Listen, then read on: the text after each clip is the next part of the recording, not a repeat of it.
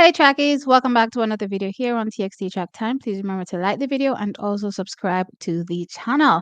Alright, so trackies, Jamaica has been asking, we've been requesting to see our big guns step out. Yeah, we're talking about the likes of Shelly, Elaine, Shericka. Shericka pulled out a few times, but finally, one of them answers our call, and Shericka is the one that steps out. Now she stepped out over the 100 meters at the all comers meet, and she has announced to the world that yes, me there, yes, me ready, and me I got challenge for a gold medal come the Olympics, and I'm talking clearly over the 100 meters. So yes, I'm excited to announce that Shericka Jackson has opened her outdoor season finally. Well, her season overall, because she didn't run out. No, you know what I mean. She was scheduled to run a few times prior, but she pulled out. But she certainly showed up this afternoon and opened her season and came off with a win, 11.03 seconds, to signal her intent that yes, not do me at all. Me there, I'm ready,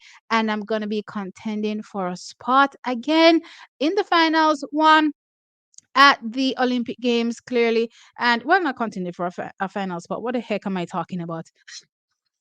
Contending for a medal podium spot, and yeah, I'm talking about gold medal, right? So Shericka Jackson is definitely on her way when it comes to that, opening up her season with a solid start, 11.03 seconds. Now I'm going to have you take a look at the race, and then I'm going to get back with the rest of my thoughts.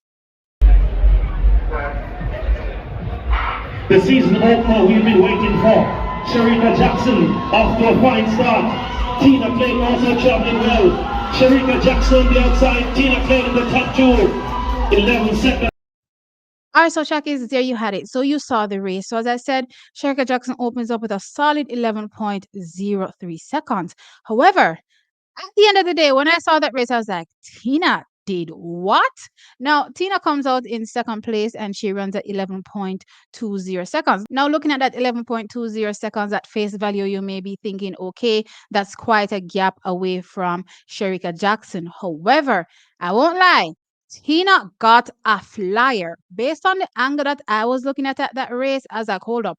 Tina did what now? Now, as far as I'm concerned, Tina is the one of the twins that does not have the best start. She usually has the worst start, actually, and has to run back on the rest of the field. So it was pretty incredible to see her, in my opinion, based on, again, the angle of the race, based on the video that I watched, see her potentially leading, Shericka in 30, 40 of the race. That was pretty impressive. Actually, I even thought that Shericka seemed to have to dig a little deep just to make sure that she cleared Tina Clayton. That was the vibe and the energy I got just watching this race. And I was like, Tina there. Tina ready. Tina looked like she's coming out for the trials as well. So this definitely was a solid, again, race by Tina Clayton. Again, the times may not suggest it, but just watching the racetrack is, a lot of times I tell you, I love watching the race because it tells you something different versus just looking at the times just flat like that. So with that said, I thought this was an awesome race also by Tina Clayton. Now, in third place was Crystal Slowly, and she ran at 11.25 seconds. Camille Nelson was also there. She ran at 11.30 seconds. And Natasha Morrison was also there, placing fifth, 11.30 seconds. Overall, track is pretty competent runs in this particular race, but I was interested, of course, in how Tina executed the race. I have to say that I was intrigued with her start because she's typically the type of athlete that doesn't get the best starts. And Shericka Jackson, solid opener for her. She definitely looked like she, had to, dig, as I said, to, and I don't really want to say dig because, gosh, she's such an awesome athlete, 10.65. But anyway, based on where she is right now, she definitely looked like she had to put in a bit more effort just to make sure she covered Tina. That was the vibe I got, right? But still, a solid opener for her. And she's definitely here, definitely ready. And as the season progresses, we'll definitely be seeing these athletes get faster and faster. And yeah, I'm so totally excited. Well, I'm always excited, but yeah, excited nonetheless.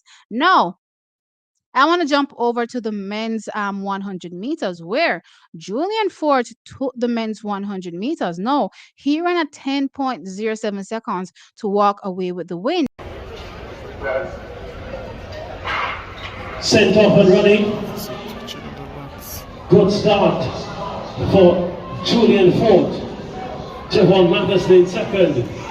10:05. No, interestingly, I've been watching Julian Forte in some of these like training videos that Elite Performance is dropping every now and again on their page. And I was like, okay, Julian is not looking so bad. But y'all love to tell me, oh, T, you can't see anything from a training video. But I've been watching him and I'm like, okay, Julian definitely looks like when he steps out this season, he looks like he's going to be a better version of himself. I won't lie. He has been looking good.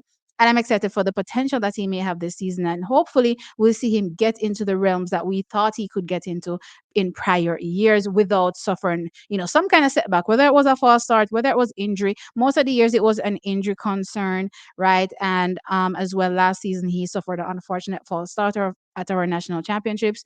So hopefully this year everything goes smooth for him because for this type of start, I mean, for an athlete that has not opened up at all this season to come up with a 10.07, while I see, other athletes, not opening up as strong gives me a good indication that something great is going on for Julian Forte. And yeah, I'm keeping my eye on him and let's see what happens as the season continues.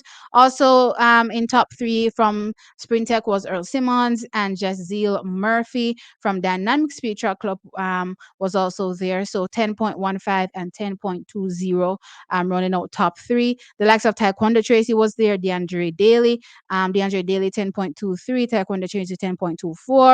Ron Watson was also there, 10.25. So yeah, this is a pretty, I guess you would say, strong field as it relates to Jamaica's up and coming athletes in the sprints.